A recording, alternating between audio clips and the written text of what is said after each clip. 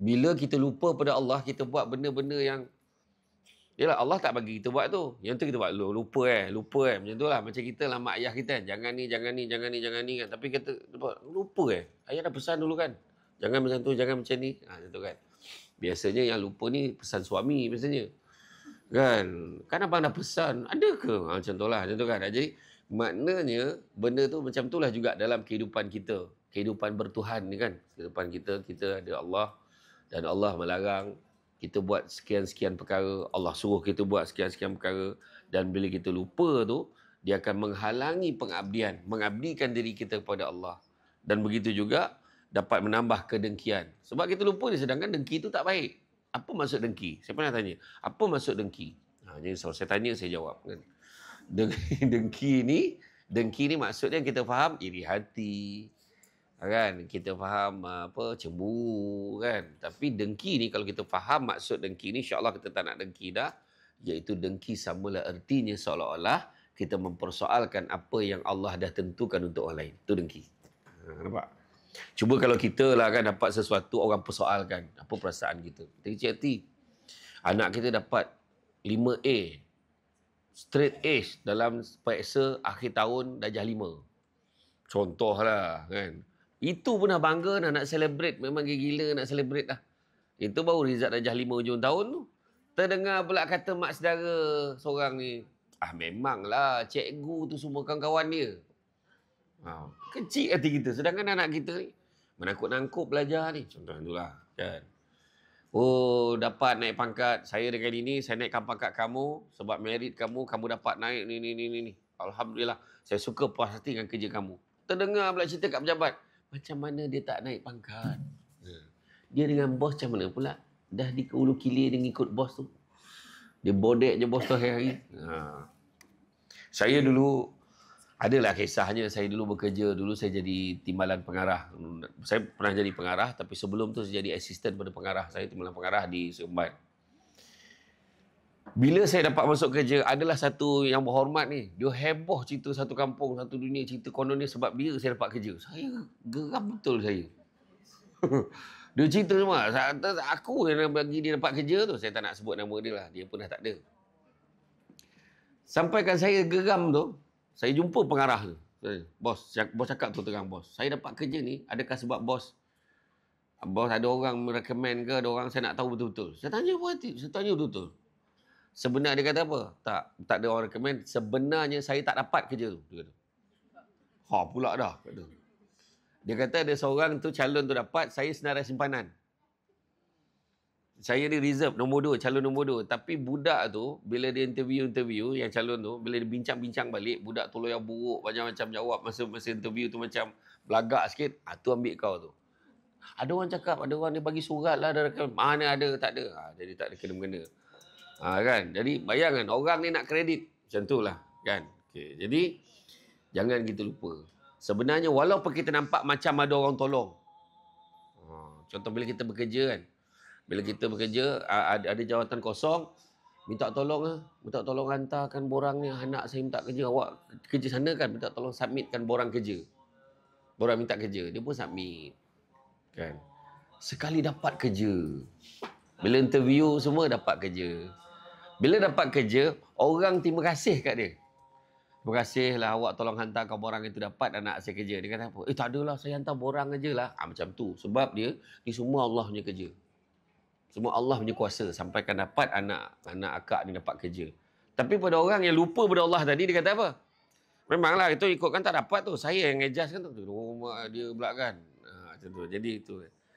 Diceritakan bahawa sebahagian orang soleh bermimpi berjumpa dengan gurunya dan bertanya pada guru itu, apakah kerugian yang lebih besar kau rasakan? Gurunya menjawab, lupa kepada Allah. Itu sebab ada satu buku, Hidup dengan Bismillah. Hidup dengan Bismillah. Malam tadi saya ceramah di Flora Damansara, di Mutiara Damansara malam tadi. Tajuk dia YNWA. Saya ingatkan You'll Never Walk Alone. Liverpool. Rupa-rupanya You're Nothing Without Allah. Gitu.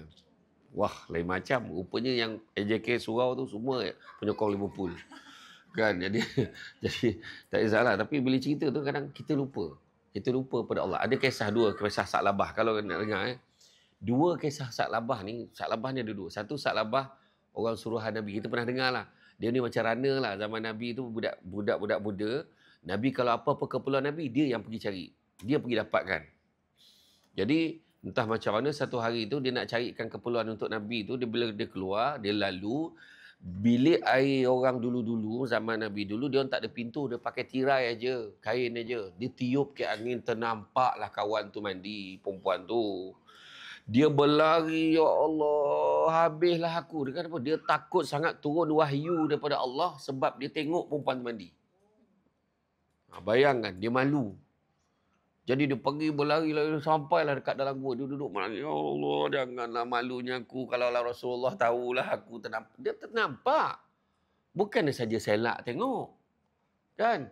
Kalau kita lah zaman sekarang ternampak angin. Kan? Bukan aku kebetulan tengah pandang dan benda tu tersingkap. Bukan aku sesaja cari, rezeki. Dia kata contohlah kan. Tak orang sekarang. Tapi dia malu. Lepas tu Nabi ni tanya, kalau ikut sunnah Nabi kalau 3 hari tak nampak, Nabi ni memang akan tanya sahabat-sahabat dia. Mana perginya Abu Bakar? Demam kan dia? Umar mana? Lama 2-3 hari je. Nabi tanya. Macam kita, mana pergi apa tu dah lama, si Liza tu lah mana dia? Bukan nama sebenar kan? Dia tanya, mana si Liza tu? Kan? Biasanya kalau kita tanya dah sebulan 2 bulan tak nampak, Abu tanya. Kan? Ini 2-3 hari Nabi akan tanya dah. Mana pergi? Lama tak nampak. Tentu. Jadi, entahlah. Jadi semua sahabat pergi cari. Tanya. Akhirnya ada seorang. Aku itu nampak dia berlari naik ke atas sana. Naik ke bukit tu dalam gua tu. Bila Umar pergi cari, Umar jumpa. Salah apa kau buat katanya? Kenapa dah turun ke ayat pasal aku? Dia kata. Dia tanya kenapa? Dia. Lepas tu mari keluar. Rasulullah juga kata nak aku malu. Dia kata. Lepas tu dia dah nazak betul. Dia dah nazak, dah lemah betul lah. Nabi datang. Nabi pangku dia. Kan? Dia kata, kenapa? Dia kata, aku malu ya Rasulullah, aku malu. Dia ceritalah. Sekarang apa yang kau nak? Aku nak keampunan daripada Allah, aku nak masuk syurga. Dia kata, sesungguhnya Allah memperkenankan permintaan kamu. Tak lama tu dia meninggal. Itu yang kisah yang kita dengar tu, yang Nabi bila nak pergi tengok jenazah dia tu, Nabi berjengkit-jengkit. Sahabat dia, kenapa Nabi jalan macam tu? Sebab Nabi mengelakkan, sebab kau tahu tak, kenapa kau jalan macam tu Rasulullah? Aku, kalau kau nampak apa yang kau nampak, aku mengelak sebab terlalu ramai malaikat berebut-rebut nak tengok jenazah dia. Jadi aku takut aku terpijak malaikat tu sebab aku langkah macam ni. Orang, Nabi je nampak, orang lain tak nampak. Macam itulah. Tu kisah satu, kisah Sa'labah. Sebab saya kena bawa dua-dua ni sebab ada orang, itu Sa'labah ni cerita lain, Ada satu Sa'labah lagi. Sa'labah kambing. Dia ni bela kambing. Dia ceritanya, dia ni susah tau, hidup dia susah. Bila dia datang semayang dekat masjid Nabi ni, dia kelang kabut nak balik hari-hari. Kenapa kau nak balik awal sangat? Nabi tanya, kenapa kau nak balik awal? Kenapa kau nak ke mana? Dia kata, kain yang aku pakai ni, isteri aku pula nak pakai nak semayang. Punyalah miskinnya, sampaikan kain pakai nak semayang pun kongsi. Jadi dia balik. Lepas tu dia minta Rasulullah, doakanlah aku supaya aku senang, supaya aku kaya. Nabi kata, buat apa? Takut-takut besok kalau kau kaya, kau lagi jauh, kau lupa pada Allah. Lepas tu dia minta lagi, ya Rasulullah, kau doakanlah aku kaya bukan apa. Besok kalau aku kaya, aku tolong orang susah. Nabi bila dengar dia kalau dia kaya nak tolong orang susah, tu Nabi kalah. Nabi doakan. Bila Nabi doakan, dia mengambil kambing, menjadi-jadi dia mula kambing. Beranak pinak kambing dia. Lepas tu lah, bila beranak pinak kambing tu, masa tu lah turun perintah Allah untuk kutip zakat. Dulu adalah zakat ternakan, bagi seekor kambing, 2 ekor kambing, bagi selain pada duit kan. Jadi bila tanya, sampailah pergi ke rumah Zainab, pergi ke rumah ini, sampai kat dia, nanti dulu aku belum habis kira lagi. Dia bagi alasan. Tapi dalam hati Sa'labah ni kata apa? Dia kata, Rasulullah ni dengki dengan aku. Dan dia dah tahu aku kambing banyak, mulalah nak kutip zakat lah, apalah kat tu. Dalam hati dia lah. Kemudian tak macam mana, satu hari sampailah turun ayat. Turun satu ayat, perintah Allah, dia kata, lebih kurang ayat tu lah, bila ada manusia ni, bila dia berikan rezeki, dia bersyukur. Tapi bila Allah tak bagi rezeki, dia mula cakap, semua Allah sedang berikan bala pada dia. Seolah-olah dia nak menuduh Allah macam-macam lah. Jadi bila turun ayat tu, maka Nabi kata, tak usah lagi dah orang kutip zakat daripada Sa'labah. Nabi kata. Jadi akhirnya, yang utusan Nabi yang jalan pergi kutip zakat ni sampai kat dia. Aku belum habis kira lagi. Apa utusan ni? Tak apa. Kami bukan nak kutip zakat pada engkau pun. Sebab Rasulullah dah pesan, jangan kutip zakat pada engkau. Dah turun dah ayat supaya jangan kutip zakat pada engkau ni. Oh, terkejutlah dia. Dia tersentak masa tu. Dia seret, dia bawa kambing-kambing dia datang jumpa Nabi. Nabi kata, kenapa kau datang ni? Dia kata, aku nak bayar zakat. Sesungguhnya pintu zakat dah tertutup buat kamu. Kata Nabi. Masa tu lah dia meroyan tu. Dia meroyan, dia duduk dekat padang pasir tu. Dia ambil pasir tu, dia tabur kat kepala dia. Lepas tu dia tak dapat nak. Dia tak bayar zakat lah. Dia menyesal betul. Tapi apa Allah bagi kat dia? Beranak pinak lagi kambing dia. Beranak pinak kambing dia. Makin lama makin banyak. Makin lama makin banyak. Inilah yang disebut sebagai istidraj. Maknanya Allah terus bagi ni supaya, bagi kelebihan supaya dia terus jauh daripada Allah. Tu saya kata yang kita takut pasal lupa pada Allah ni, dia kita takut tu. Jadi, lepas pada tu, bila kambing dia dah terlalu banyak, orang kampung pun marah dia. Kau tak boleh bela dah kambing dekat sini, kau pergi bawa jauh sikit. Bawa dekat lembah, bukit, gunung. Akhirnya, sampailah Nabi wafat, sampailah Saidina Abu Bakar wafat, meninggal dunia, sampailah Saidina Umar, akhirnya sampailah ke zaman Saidina Osman, dia masih lagi tak boleh bayar zakat tu, semua orang tak terima zakat dia. Dan akhirnya dia meninggal dunia, tak bayar zakat. Itu cerita tu, keadaan tu. Kita tak payah bagi kambing kan. RM7 satu kepala. RM7.50. Tu pun ramai yang lihat nak bayar kadang. Lagi satu, jangan lupa zakat harta kita. Tahu, zakat simpanan. Orang perempuan banyak masuk dengan aku hanya sebab dia zakat barang omeh, barang golang dengan rantai. Nah, jangan main-main. Yang kita timbang simpan tu ada timbangan dia. Yang kita pakai tu ada kiraan dia. Zakat emas yang kita perhiasan yang letak dekat kabinet tu pun ada kiraan dia. Jangan memandang alah sikit sangat je takkan nak tak pergi kira. Bawa pergi ke pusat zakat, tolong kirakan. Jangan sedar asbab itu je kita tak masuk syurga. Itu sebab ada perempuan yang biarlah aku tak pakai barang kemas, senang. Betul kan? Orang nanti gelinya. Ada ke istilah gelinya tu? Orang dulu-dulu je faham gelinya tu, subang tu lah. Itu gelenya. Ni gelinya. Oh, ni 9 ni kau pakai mana tu? Ya agak lah. Gelinya subang tu lah. Semua kira tu. Webeh lah telinga tu. Punya borek kan. Dia ada kiraan dia. Dan setiap negeri lain tau. Di Kelantan lain. Di Kelantan sampai tahap ni pun masih lagi.